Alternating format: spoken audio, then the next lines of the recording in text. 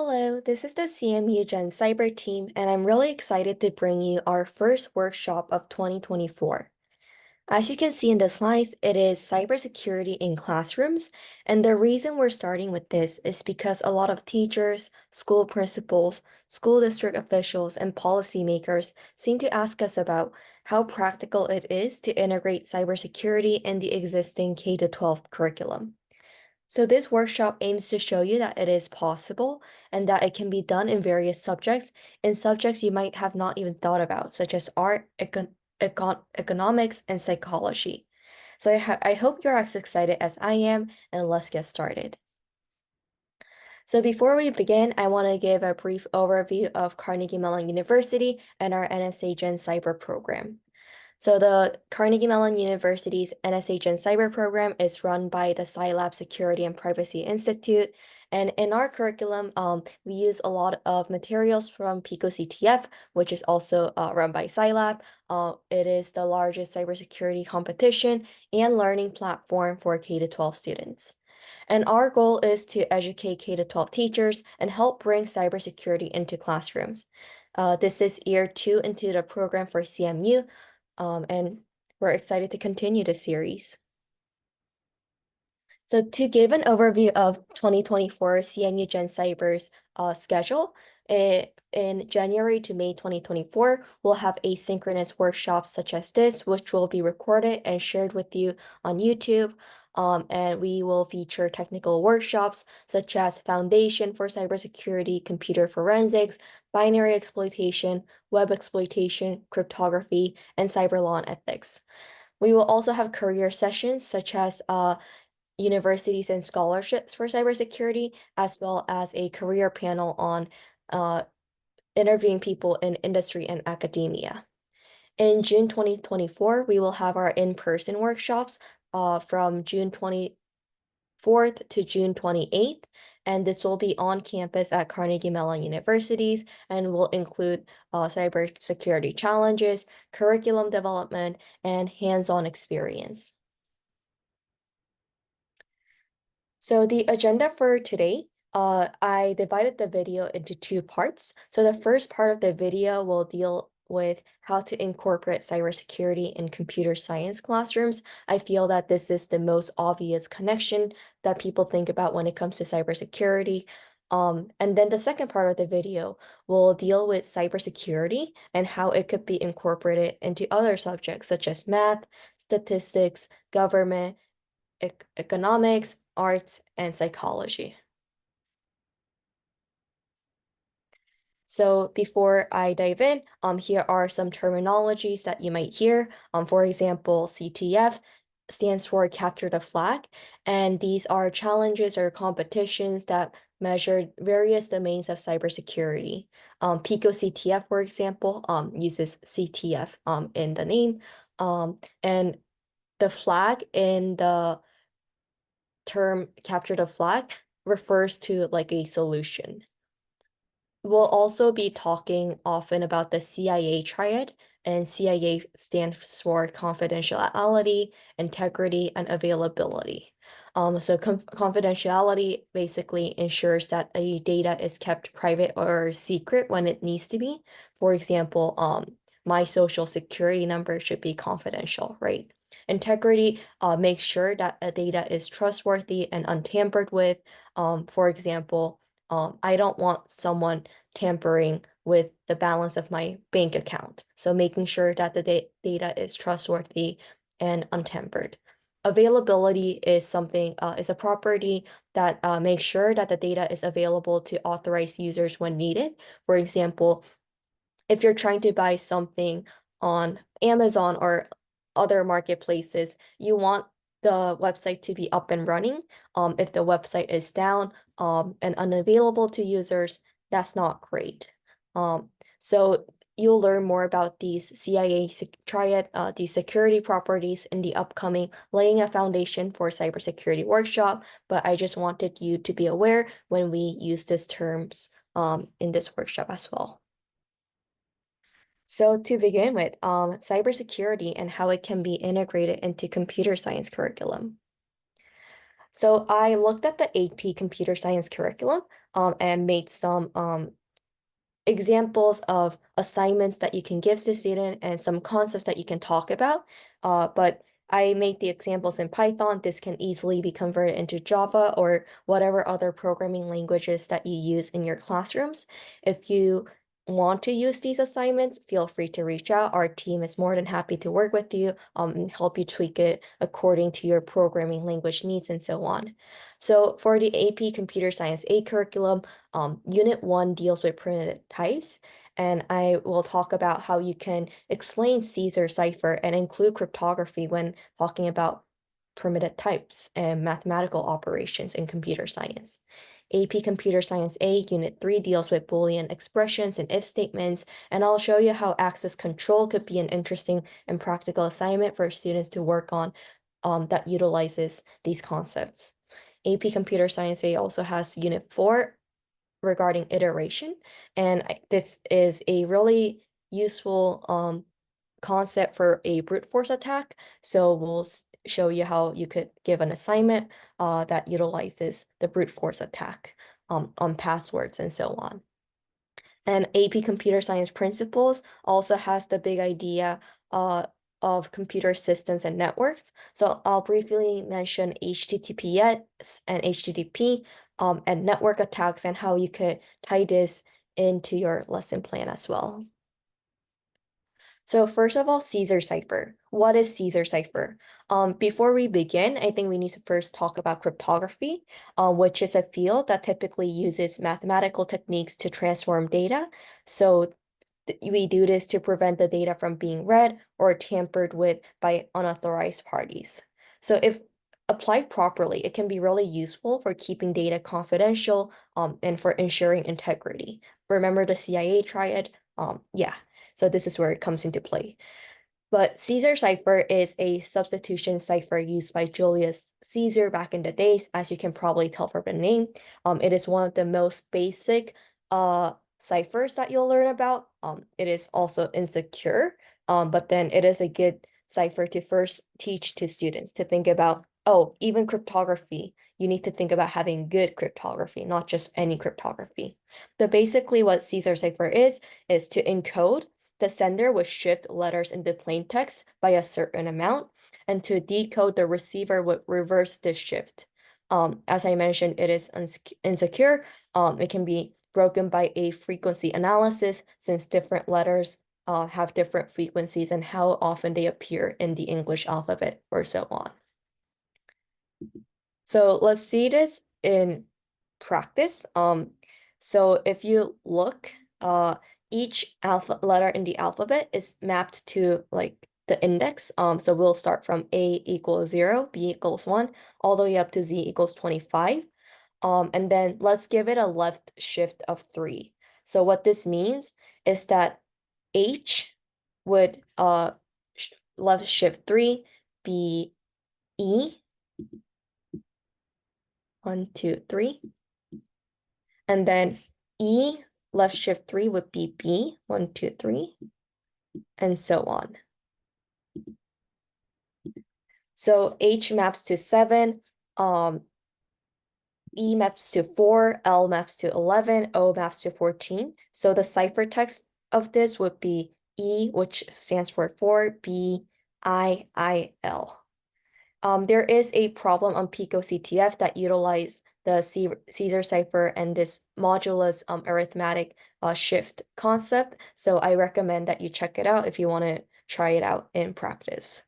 But yeah, this is basically the idea. Hello becomes e-bill, and this becomes difficult for normal humans to even think about what this word is if they didn't know that we were left shifting by 3, or if they didn't know the formula for this. So you can see how it could be useful for keeping data more secure. So the way you can tie this into your lesson is, first of all, I made this program. There are 3 functions. One of them turns character into a number. One of them turns number into a character, because as you saw, H is mapped to a 7, E is mapped to a 4, and we can't perform arithmetic operations on H and E, but we can on 7 and 4, right? We can subtract 7 minus 3 to get 4, 4 minus 3 to get 1. So that's why we have to change it from a character to num, but then back to num to character so we can actually read the message again. So you can talk about the primitive data types and how we can't perform addition, subtraction on charged string data types, or at least not in the mathematical sense. We can perform addition.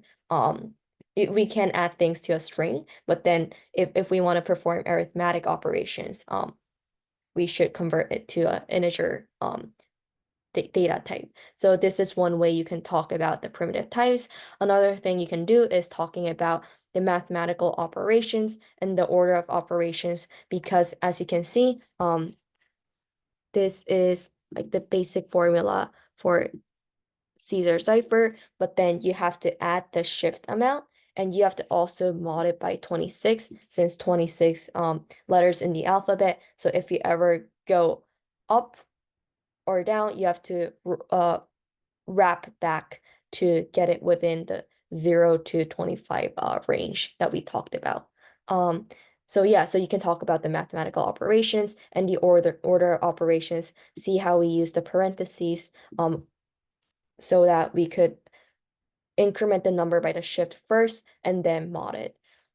And this can be combined with other APCSA units, such as Unit 4 iteration, for a more streamlined learning experience. Because, for example, the result of writing this program and running it would be, you would be decrypting it letter by letter. So you would be decrypting E, that would be H.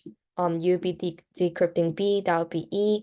I, L. So you would have to call the function 5 times manually, and this would output hello. But then if you think about it in your head how this could be done more efficiently, we could just have a for loop that goes through all the letters in this string and then print it out, right? So this could be combined with the iteration lesson for a better learning experience.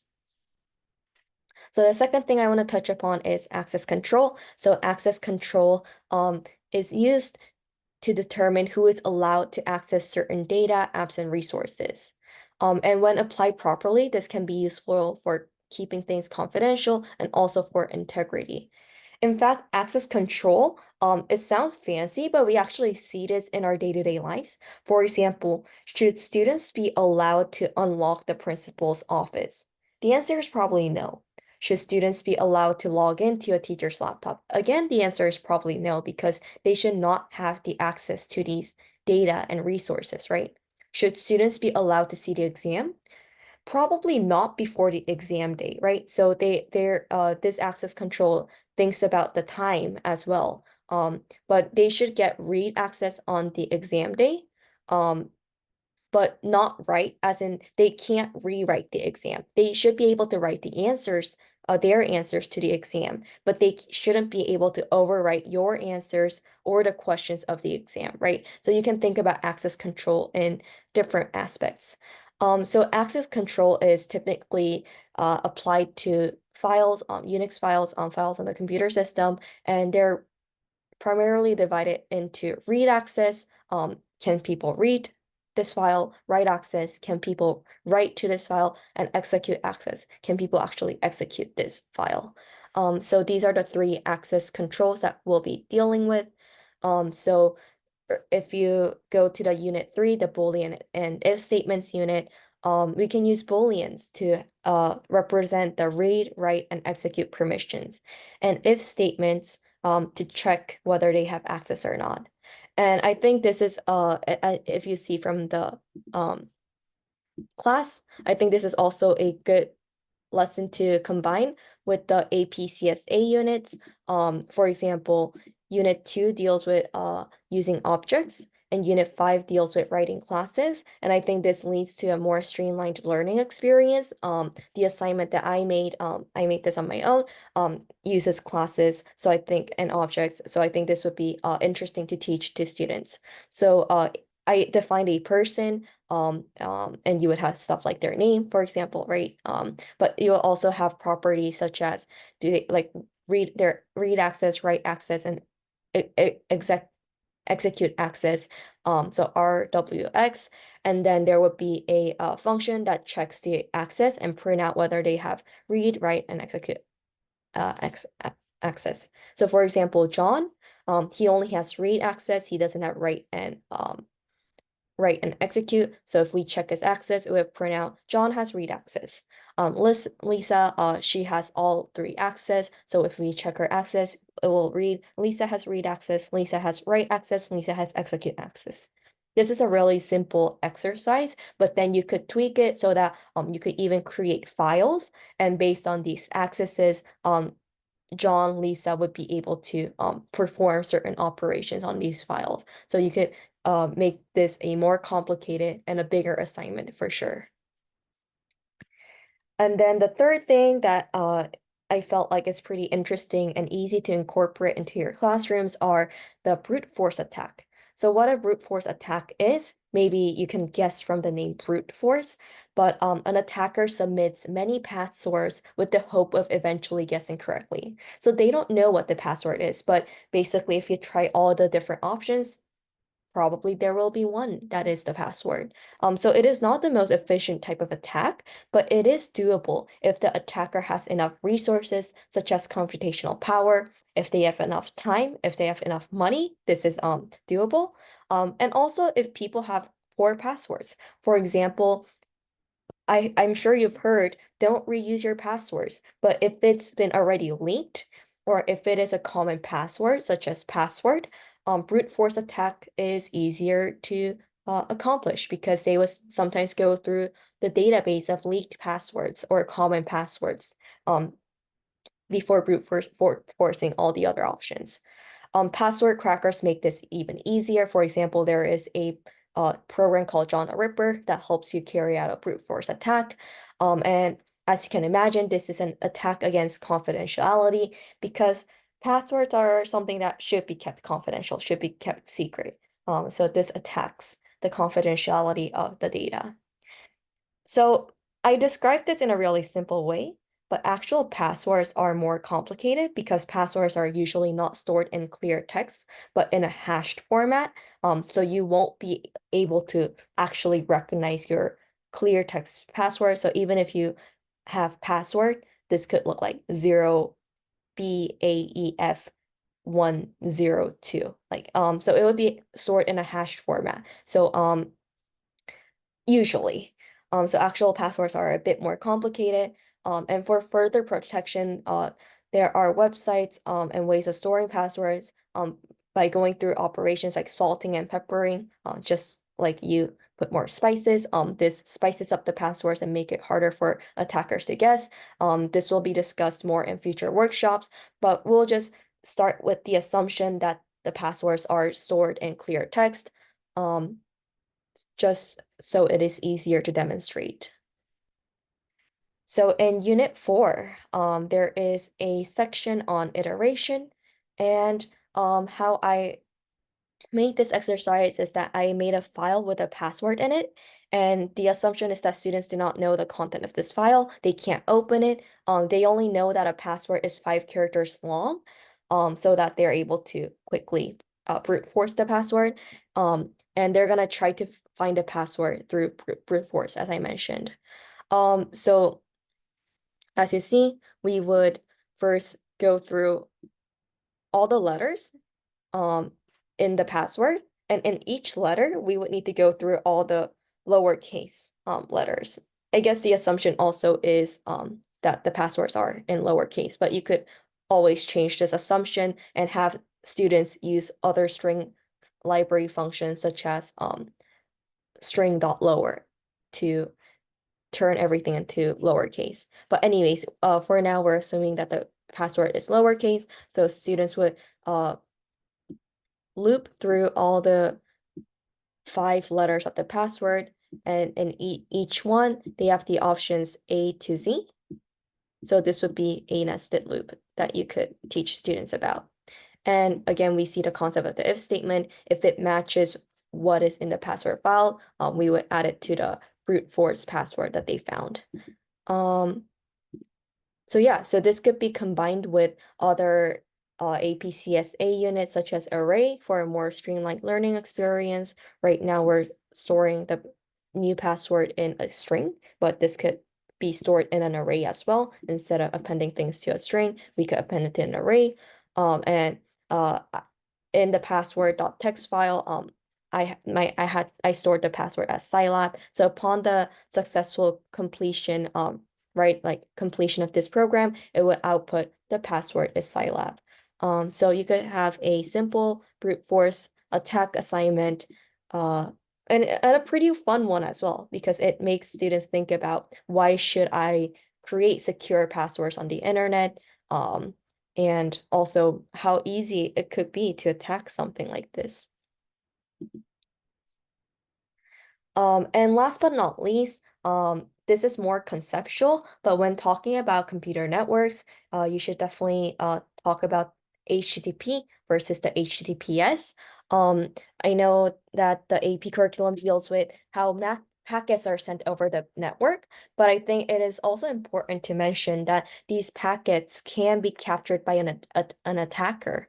If you think of passing around notes in class, someone can capture the note and see what you wrote, right? So these packets sent over the network aren't necessarily secure, and there are tools out there like Wireshark that allows you to capture the packets and analyze them, see the content, see the headers, and so on. So I think this is one assumption like that you need to break, like that packets are securely sent over the network. I think this is an assumption that you need to break in your curriculum and have students think about how this could be used maliciously and how we could defend against those malicious attacks. And when discussing the protocols, you'll probably deal with HTTP from the application layer, and how it's unencrypted and messages are sent in plain text. So it is easy to perform attacks against a confidentiality because messages are sent in clear text, plain text. Versus the HTTPS, as you can see by the S, is a more secure version that uses the SSL TLS technology to encrypt data. So even if you are able to capture a packet and you are able to see it using tools like Wireshark, you won't be able to see the data in plain text. It will all be encrypted. So yeah, this is a diagram illustrating the two different protocols. So if you see data sent across the HTTP is plain text. So if you type username, password, they'll see it in clear text. But with the SSL TLS, it will be encrypted. So username would look like garbage to the to whoever captures it and is trying to steal your username or password. And networks, another thing that you can talk about are network attacks. So usually you would talk about the typical client server model when it comes to computer networks, but then it is important to realize that servers have a capacity. For example, we can't fit 1,000 students in a 50-student classroom. It will just, yeah, be unavailable. And that's basically what the denial of service and the distributed denial of service attacks are. We typically call it DOS or DDoS, right? DOS is an attack that makes the machine or network inaccessible to intended users. So it is an attack against availability. So is DDoS. DDoS is DOS at a larger scale, and it uses multiple computers or machines to attack a targeted system. Sometimes it uses botnets, which is a group of infected computers or machines to attack a targeted system. So yeah, these are network attacks that you can bring up. These have actually been performed in real life as well. So you could give real life examples of DOS and DDoS attacks. For example, there are real life consequences to these network attacks against companies, financial institutions, education facilities, including K-12 schools, universities, and even countries. It is illegal to do, so you should make sure that your students aren't launching DOS and DDoS against your school website or other online resources, data that that your schools are hosting online. But there was a recent incident by Google in October 2023. Thankfully, it was mitigated, but while it was receiving this DDoS attack, they saw traffic as large as 398 million requests per second. So you see this requests per second graph, and you see this huge surge in network traffic data. So it's basically like 1,000 people randomly showing up to your house. So you can't really do your day-to-day duties as you should be doing. So yeah, thankfully, they were sort of prepared. So they published a blog post talking about how they were able to thwart such an attack. So this is kind of it from cybersecurity and computer science perspective. In the next video, we'll talk about cybersecurity and how it could be integrated into other subjects, which I find super interesting as well. So I hope you join for the next video as well. Thank you.